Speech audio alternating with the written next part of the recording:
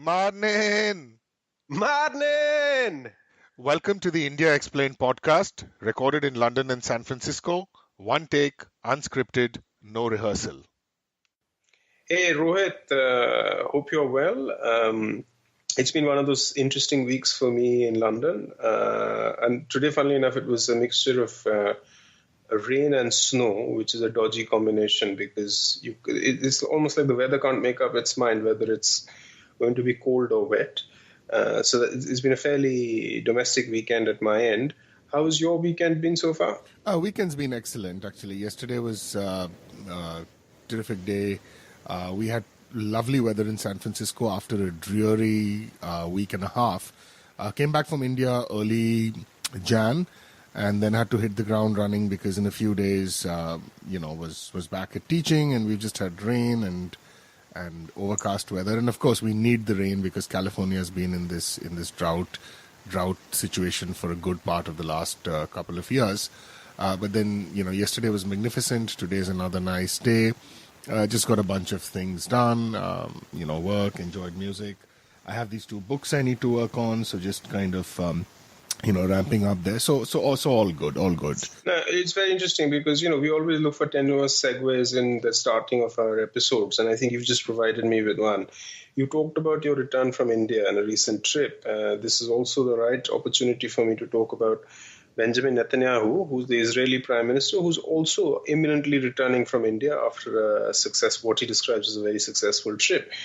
And I think one of the things that we were talking about was, last year we spent quite a lot of our time and energy focusing on stories that were kind of slightly left field, not commonly picked up by general media commentary. This year we'll obviously do that. And we've clearly set the ball rolling by the first episode around the Supreme Court justices getting together. But we'll also cover very topical kind of stories that have been covered widely and reported widely. And on that, in that vein, one of the things that we wanted to talk about was the evolving nature of the Israel-India relationship. Both countries have a historic relationship, though India has been coy about because of its large Muslim population, 200 million people or plus 200 million plus Muslim population. It has always, up until now, been friendly with Israel, but not been demonstratively friendly. So it's given no reason for people to suspect that Israel and India have anything but the best interest for each other at heart. But in public forums, particularly in gatherings hosted by the Saudis and the Middle Eastern kind of kingdoms, India's always said that, we side with the Organization of Islamic Countries, and our position vis-a-vis the Palestinians is very clear. So when the Prime Minister of Israel visits India and he gets on a plane saying that he's had a very successful visit, and our Prime Minister kind of hugs and says that, you are a true friend of India, I think it sets in motion probably a look at an overt policy position change vis-a-vis Israel. And I don't think that, so is there a policy position change, or do we think that, it's just the Prime Minister being polite and it's business as usual, and the distance between Israel and India will always have that, keep safe distance, as they say at the back of the truck in India on long road journeys, that they are going on a journey together, but they keep a safe distance. What's your view, Rohit? So, okay, a bunch of things to unpack here. One is that I think you're absolutely right in saying that, it is part of what has guided India's approach towards Israel till this point of time is the politics of expediency. I will add this, though, that, Nehru with his idealism, and that idealism did I'd say influence or shape India's foreign policy positions significantly, sometimes with negative effects, right? That's what we saw happen with China, the Hindi Chini Bhai Bhai policy backfired very badly in 1962, and in some ways Nehru never quite really sort of recovered from that, and his image took quite a battering. So anyway, that idealism, sometimes was backfired, but there is a place for idealism, and perhaps to a certain extent, India's India's approach towards Palestine was guided by maybe wanting to do the right thing. Now, this may be a charitable and a generous interpretation to take because, I do remember being at a conference several years ago, and a person who was actually involved with the Narasimha Rao government, and someone who happened to play an important role in liberalization. I don't want to mention his name because I don't know if that conversation was recorded, but he did make an interesting point saying that we also invoke principle quite strategically sometimes, because in 1968, I think, when the Soviet tanks invaded Czechoslovakia, we didn't really protest. So, Right. so I'm inclined to agree almost entirely with you, but I just maybe want to give Nehru a little bit of the benefit of doubt and the Indian foreign policy establishment, and say that maybe there was a little bit of wanting to do the right thing there too. Now, my sense is, I'm not an expert in this, that Israel has sort of reached out many times to India, hoping that India would be some kind of ally, especially since it's been an international pariah for all kinds of reasons. And with this government, I think we are seeing a little bit of a shift. And I think that shift is motivated by two things. One is that, in general, as a Hindu nationalist government, I just think that ideologically, and even strategically and politically, the BJP government doesn't care that much for the Muslim vote. One of the interesting insights I picked up in the analysis leading up to the Gujarat election was that the BJP doesn't really bank on the Muslim vote in any which way. The Dalit vote, yes. A former Congress vote, yes. The urban developmentalist vote, yes. But it's actually rather unconcerned about the Muslim vote. But anything it gets there is a kind of bonus. So there's that. The second thing I will say is that there has been a cross-section of people in India, whether it's in the defense establishment, whether it's journalists, strategic experts, lay citizens, who one would not call Hindutvavadis or right-wing, who have often wondered at why we don't have a stronger relationship with Israel. It's not as if in terms of our ideological positions, we are always, taking the moral high ground.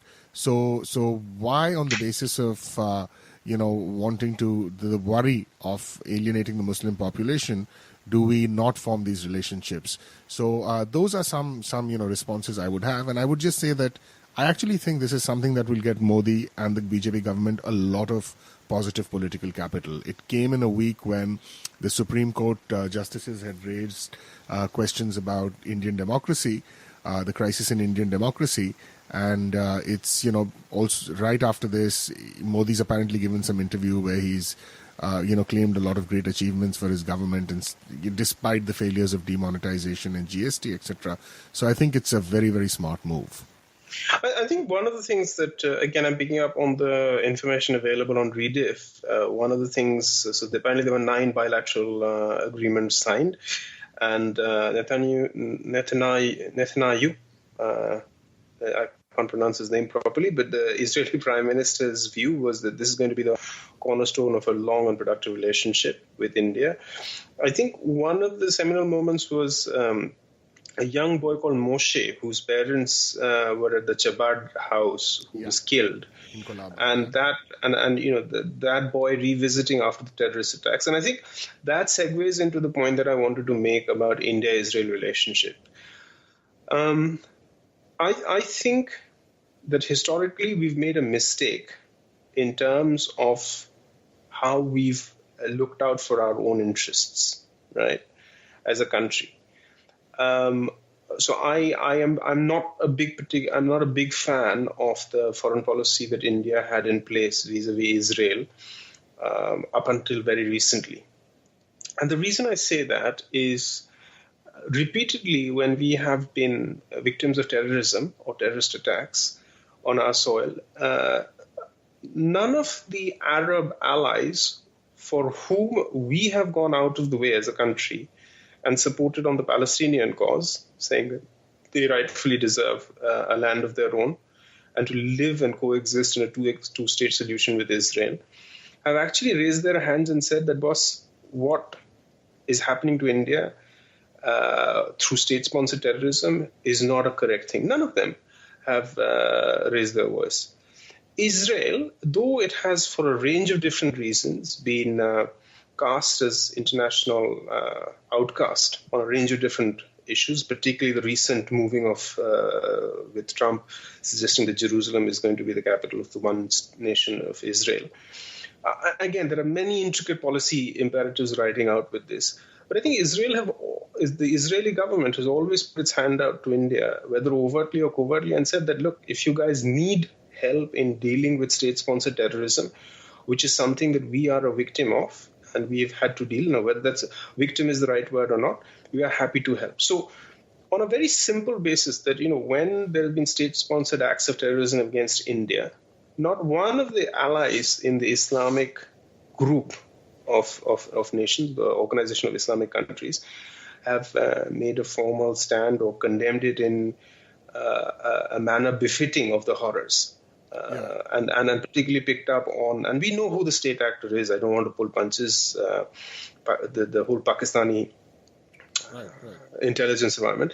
And if I have to just cherry pick that reason, and I'm caveating this, that I'm cherry picking that reason, I feel very positive about us as a nation state recognizing and embracing the Israeli people and their government, and for collaborating with us on a range of different issues, not necessarily always defense, how they harvest water. They are known for being world leaders in water harvesting, how they kind of flourish in a very arid area with a good amount of agricultural produce. All of those things can be of tremendous benefit to India. And I know there's a Hindutva fantasy of, Israel-India axis. I don't contribute to that fantasy, but at a very basic level, I think a friendship between the state of Israel and the state of India is a good thing. That's my view. Right. Yeah, and I would agree with you here. And, I want to just add a couple of things that I think there is a romanticization of the Palestinian movement and cause in left circles, whether it's, in what one may call the JNU crowd, and I'm essentializing a bit here. There's a kind of orthodoxy about Israel and Palestine in this circle, as well as I would say in, sort of left circles in America or global left circles, or, the Guardian and so on. What's happened now is that, like in the Kashmir case, the Palestinian movement has moved from being a militant movement to a out-and-out or close to an out-and-out Islamist movement. Also that at various points of time, the actions it has committed are unequivocally terrorism. There's, no two ways about that. And I know the arguments that, people on the left will rehearse, which is that, we have to judge different kinds of violence. It's, violence in the name of self-determination. Now, in 2014, when Israel flattened out Palestine, I consider that a war crime. I consider that a crime against humanity. Correct. And it's shameful that the international community, didn't do enough. It's shameful that Barack Obama, despite getting his Nobel Prize in Nobel Peace Prize and, all the liberal senators, whether it's Senator Elizabeth Warren and so on, they all towed a very standard line on Israel that you see plays out in a certain way in American domestic politics. And now we're going to get into, this whole question of, is there an Israel lobby and the power of the American Israel, PAC, APAC, and AIPAC and so on. So I want to keep that aside. But the fact of the matter is that, there has been, to me, a kind of blind spot on Palestinian violence, on Palestinian terrorism often, which gets coded as resistance in certain intellectual circles as well. And I think that, that stand then really obscures, the fact that India as a state has a certain right to look after its self-interests, and that self-interest or those self-interests could and should involve a certain kind of relationship with Israel. I'll make one other point, which is that, if we are looking at this from a global perspective, one interesting question, somewhat tangential though, is that you look at how the other Arab states treat Palestinians, and they treat them very, very poorly. So they are not above their own politics as well in the way in which they use the Palestinian issue. So expecting India to somehow, play this role is, while the Arab states, despite this professed pan-Islamic solidarity, actually treats the Palestinians in a very poor fashion, to me is sort of hypocritical. And again, like you, I don't, buy into this Hindutva fantasy of America, India, Israel, collaboration or the common Muslim enemy. But, I do think that, India is in its right as a state to pursue this relationship with Israel. And again, I think this is a very astute move by Modi. Now, what Netanyahu stands for is a whole other ball game. As an individual, he's again, cut from the same cloth as Putin and Modi and Trump, the sort of right, and Erdogan. So maybe that's a topic for another conversation. Two things to piggyback on that, Rohit. One is, I'm sure some of our very well-informed listeners may pick me up on the fact that the Organization of Islamic Countries may have condemned terrorist attacks against India in some shape or form. I was I have to be honest and say that, I don't have a ball-by-ball account of what that organization has done vis-a-vis terrorism in India. So that was a general comment, but I still hold to the spirit of what I've just said, that I don't have a good recollection of an unequivocal stand against terrorist attacks against India expressed by those groups of countries. That's number one. The other thing I wanted to say in closing is, at one point when I was growing up, I used to watch Peter Brook's Mahabharat, which was a fantastic rendition of the Mahabharat. It was staged and I had it on video, and I would watch it repeatedly because, I was interested in Mahabharata as a narrative. And there was one thing about, I'm going to end this thing on a very interesting borrowing from Mahabharata. There was one stage when Krishna was giving fundas to Arjun about, striking Karna, and then successfully killed Karna. And then Arjun's tribute to Karna was that no good man is entirely good and no bad man is entirely bad. And I think the reason I've gone for this convoluted circle back on the Mahabharata is I think that relationship between nation states always cannot be entirely good or cannot be entirely bad. There's always a mixture of give and take. And I think my view is that the Israel-India relationship is an astute move, and I'm hoping that it grows from strength to strength, at least on the positive sides. Yeah, I think that's an excellent, it's a brilliant observation. It's a very, very sort of interesting way to look at the relationship between nation states. And I think maybe on that note, we should wrap this up. Just a quick word to our listeners. We apologize for the continuing technical problems. We do this along with, our jobs, our deadlines, work, family, and we do it, on a pretty basic, with pretty basic technical equipment. So we are, there's just a bunch of things we won't bore you with, but we're just trying to sort these things out. And hopefully this episode, while not perfect from an audio point of view, will at least not be as jarring as the last couple were. So please bear with us. We'll get to this and we'll fix it soon. We are getting there, trying various things. So maybe on that note, we can just end this episode. Okay. Chalo then. Take care. Bye-bye. Till next. Bye-bye. Thank you so much for listening to us. Rohit and Bunty would like to sign off. Please stay tuned. Follow us on India Explained on Twitter. Keep listening. Thank you for all your support.